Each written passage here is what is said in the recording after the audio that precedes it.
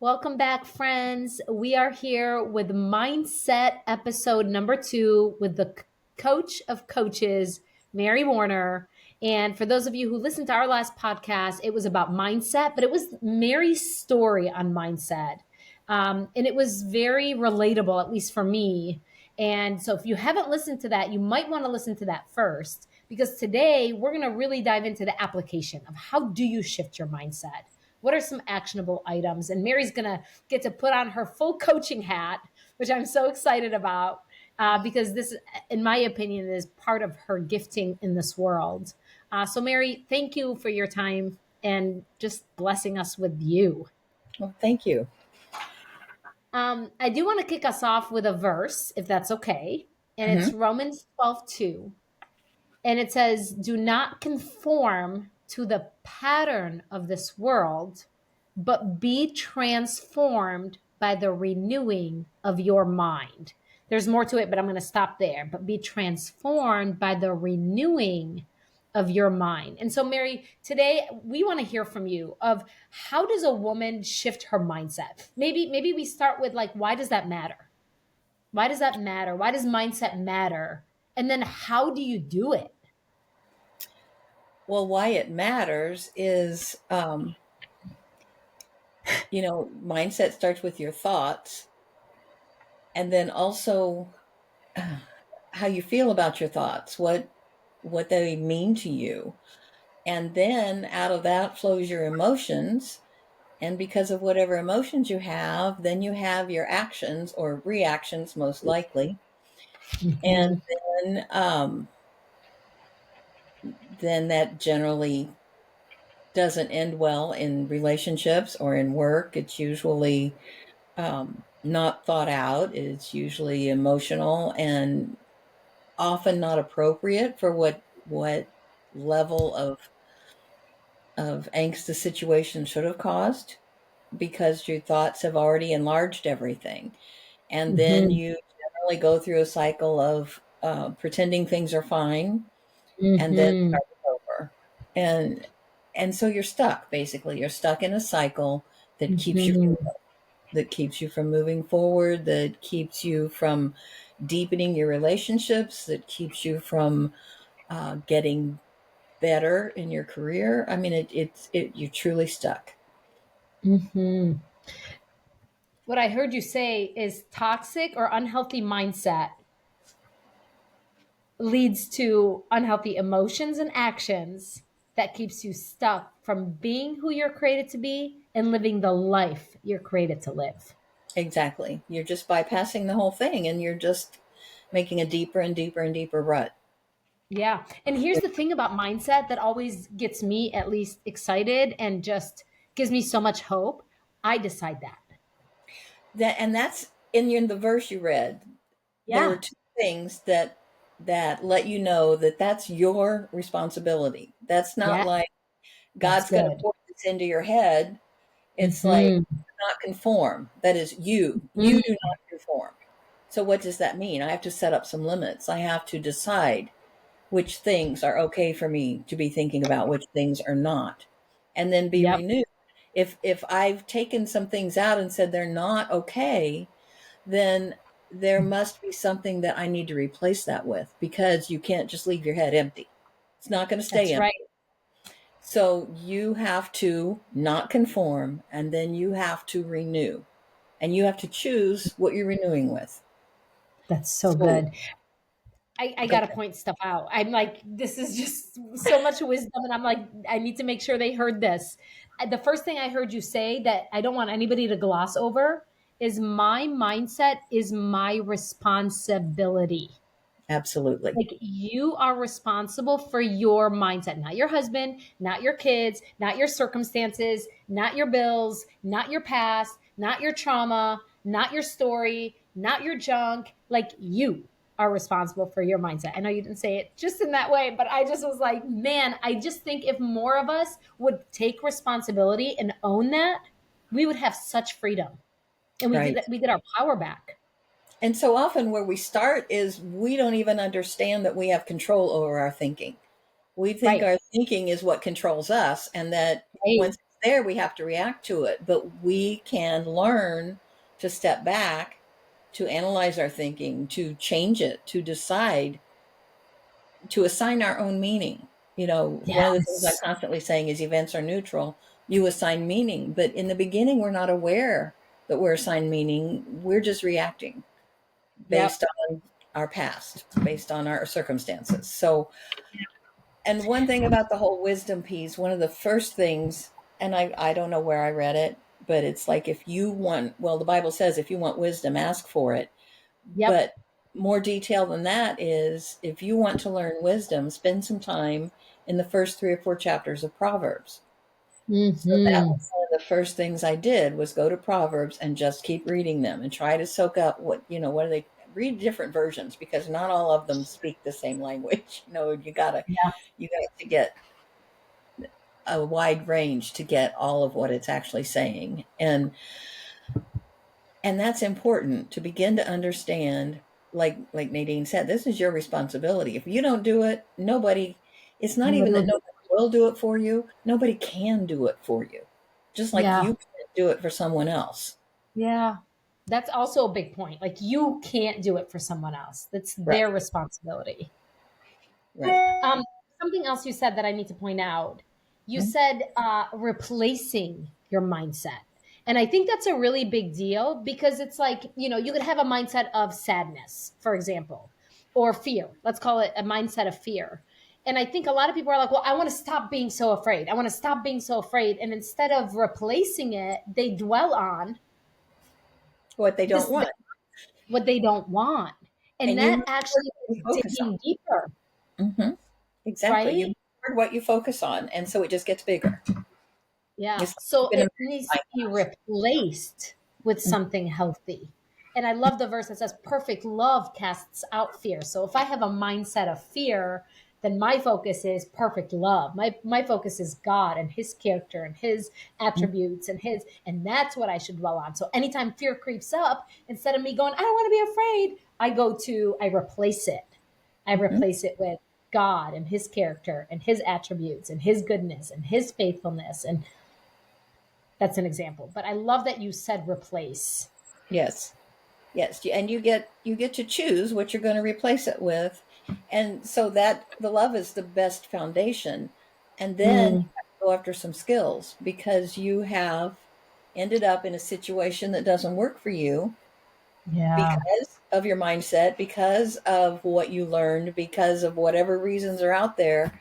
So as you gain strength, another verse that you had was the one in Second Timothy, about God did not give us a spirit of timidity, Yes. but of power and strength. And Yeah, I have it right here. It says, it's 2 Timothy 1:7. It says, for the spirit God gave us does not make us timid, but gives us power, love, and self discipline.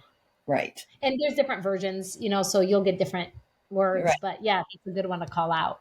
So yeah, and self-discipline is a big piece of it, because what you find is, before, in less healthy mindsets and negative mindsets, you tend to not do things that don't feel good.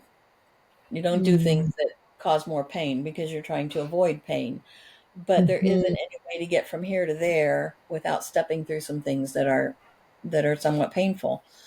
When you Mm-hmm. first start to learn what healthy boundaries are, and you start to express those to the people closest to you, you're going to meet resistance, and you're going to need that strength, not only of the love, but also of the community. Like I've talked about before, building a support system. You won't get very far if you try to do it alone. You do not heal in isolation. You Mm-hmm. have to build a support system. It doesn't have to be huge, but it needs to Mm-hmm. be more than one person. And It needs to be healthy. it needs to be healthy. Yes, It it's needs not to be somebody who's healthy. going to sit and triangle with you about how horrible somebody else is. This is Yeah. about, basically, you need to be learning about yourself, not complaining about someone else. Yes. It's it's always about, what about me do I need to change in this situation? Say that again. It's Oh. about, what is there about me that I need to change in this Hmm. situation, whichever situation you have to be in at the moment. Because Yes. in the first place, you are the only thing you have the power to change. And Yes. that's hard because of the self-discipline and all the things that go with it and the fear and so it's hard. And that's maybe some of the reason we get so focused on trying to change somebody else and we don't have to look at our own stuff. Yeah. But It's you'll like never avoiding ourselves. Is that what it is? Like we just don't want to see our own crap, so we'll just dwell on somebody else's. right. Yeah, because we know what they should be doing. But Right. but if we look at ourselves, even if we know what we should be doing, changing thought patterns, changing habits, changing um, everything. I mean, it's hard work. Yeah. And it does get worse before it gets better because you're going to meet resistance. And so again, that's why you need the support system. That's why you need the group of people. At some point, I had a therapist and a support group and any kind of group they had going at church. I had someplace to go every day so that I Yeah. could like take in some strength. Yeah. So, I can relate to that. At one point I had 3 coaches, a therapist, and support groups. Like right, it was like I needed a whole army to manage my mindset, you right, know? right. So don't be telling So yourself, I should be able to do this because you shouldn't. You're not going to get yeah. better alone. You're not going to get healthier alone. And you're not going to get to the point, well, like there's always more. And even now, I've been doing this for a long time, and there are still things I struggle with. Wow, can I really do that? I probably should give up, or, all the things that we tell ourselves. I still do that. And then I still have to say, wait a minute, what's really true? Mhm. It may be hard, but is it true that you can't? Or is it just Mm. true that you don't want to take that risk? Is it just true that it's more trouble than you want to put up with right now? So tell Mm. yourself the truth always. And that's not always easy either. Yeah, that's good. So it's interesting because you're sharing and I'm sitting here taking notes and I almost put together like an outline. I have like 5 steps of what you just said to mindset, to shifting your mindset, to healthier mindset, which leads to healthier, happier life, to leads to freedom. So the first one that I wrote down is take responsibility. And I wrote, it starts with me and it starts with truth. Yes. Speak the truth in love. Yeah. Absolutely my favorite Bible verses. And they're both in Ephesians, and look them up, that speak the truth Yeah. in love. You can't go wrong with that. Yeah. Yeah. The second thing I wrote is identify the unhealthy mindsets. Like it's like you almost have to dig it up and pay attention and notice what's working, what's not working. Like Exactly. that takes some time. And I agree with you. I think having a community and a support system will help you figure that out Right. because you Because can't figure that out by yourself. yes, you get feedback and people will say, "Wait a minute, how does that make sense?" Or you'll Yeah. see it in someone else and say, "Oh, that doesn't make any sense. Why doesn't she do this?" And then you'll think, "Oh, that's me." Oh So, wait. Yeah. wait, Yeah. I needed to hear that. Yeah. Um, the third thing I wrote down is replace our thoughts, which I kind of talked about already, but like being intentional about what am I going to replace this unhealthy mindset with? Yeah. Um, and then And I heard you say develop skills and habits. Sorry, Mary, was there something you wanted to say about that one? um, what was the one? Tell me Replace again. thoughts. Replace your thoughts. No, go ahead. I forgot. Okay. Um, in and out. I love it. That's how I do it. Number 4 is develop skills and habits. I heard you say that, and I kind of want to dive a little bit more there. What are some skills? What are some habits there that you would encourage women to develop? I heard you say a couple things, but I think it would be good to dig apart a little more. I mean, there are several. Um, Listening instead of speaking would be one. Really, Mm, uh, they talk about active listening and listening to understand. You're not listening to decide what you're going to say in return. You're listening to really completely understand what the other person is saying to you. mm, So, and it's also to avoid giving an immediate reactive kind of answer mm, because we all live by scripts. We do the same stuff over and over and over. So if somebody We comes do. at you a way that you're used to, then you're going to like spout what you normally spout, even if it's the last thing you wanted to say. For me, Yeah. I would always say yes to whatever the request was. So I had Mm, to learn, just grit your teeth, count to 10, give your brain a little time to engage. mm. And I learned to say to my kids, if you need an immediate answer, it will be no. If you're going to give me time to think about it, we'll come back and talk about it. That's good. But you have to stop yourself from being in that reactive mode, and you have to pay attention to what other people are saying. Mm, Um, mm, I can't avoid bringing up journaling as a skill. It's the mhm, best way to get to know yourself better. mm. Uh, it's also an excellent way to connect with God, because in like standard prayer, my mind can wander, and I'm off doing something else in my head until my time I'm in runs my out. to-do list. I'm thinking about what I need to buy for Yes. gifts for a party coming up. Yeah. I'm thinking about Yes. dinner. Yeah. So journaling is really helpful if you would do that. And uh, I'm famous for telling people, if you sit down and you think you have nothing to say, then you start writing, I have nothing to say. But Mary told me I should just keep writing until my pen starts saying something other than I don't have anything to say. So whatever Mm, pops into your head, because it's like layers packed in there. So that top yeah. layer is your resistance. And so you just write whatever comes up, and eventually what the next level will come to the surface, and you will get better at it. Wow. I don't know. I mean, that top layer is resistance. So you got to get past that. That's Got to get so past the true. So resistance. good. Yeah.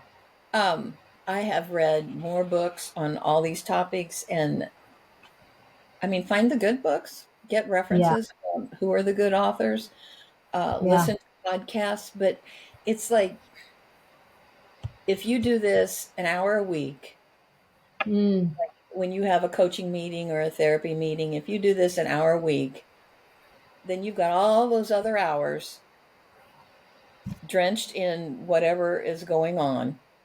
yeah. So It's not, that's not nearly enough. So yeah. in my car, I have podcasts going. Always have a book handy that I can read when I'm not doing something else. Um, It's good. It's more like than feeding the mind always, healthy, more than healthy things. meeting.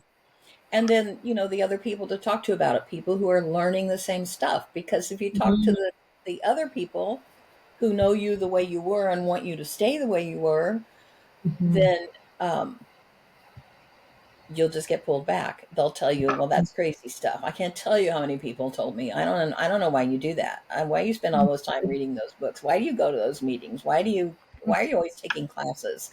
Um, I am, because I want my life to be what it's supposed to be. I want it to Yeah, be fulfilling. I want my brain to be learning things. yeah, I want people that really are like in relationship with me, not just people that happen to be inhabiting the same room. yeah. That's good. Um, so, taking responsibility, identifying the unhealthy mindsets, replacing our thoughts, developing those skills and habits, and then having a support system. And I'm going to add one more just from what you just said, and that is invest in yourself. There is Absolutely. no better person, thing, investment than you to invest in, because as you invest in yourself, your thoughts are going to get healthier, your perception of yourself is going to get healthier, and then your life starts to change, because it's an inside job, right? Like if you want to change what's on the outside, you gotta start inside. Yeah. I And love the it. thing about that is nobody can take that away from you. Yes. It's not about gaining anything that people can see on the outside that could be gone because we're in a depression next week, or any of those things. It's like, what? Yeah. Nobody can take this away from you, and it will change how you live. It will change how you relate to people. And the more you can be this way, and the more truth you can speak with people in relationship, even the hard truth, then Mm-hmm. the deeper and more intimate your relationship becomes, because then you get to Mm, truly know each other. it's good. So we're at about that time. Is there anything else that you want to wrap up with, Mary? And then I'll close this out with a verse that I'd like to leave everybody with. I think the biggest thing that I want to say is don't avoid this. Yeah. It's scary, it's hard. Don't avoid it and don't try to do it alone. Mm, Connect with people and start moving forward, because life is meant to be lived and it's supposed to be lived in joy. yeah. Go And live it's in worth joy. it. It's worth it. You're worth it. You are worth it. That's beautiful. The verse that I wanted to leave us with is from Philippians 4:8. And so if you're a lover of scripture, you can just close your eyes and receive this. If not, take what you like and leave the rest. But it says, finally, brothers and sisters, whatever is true, whatever is noble, whatever is right, whatever is pure, whatever is lovely, whatever is admirable, if anything is excellent or praiseworthy, think about such things. We get to decide what we think about. It's our responsibility. We love you, sisters. We believe in you. And let's just keep getting better one day at a time. Thanks, Mary. Thank you. It was great being here. It's fun.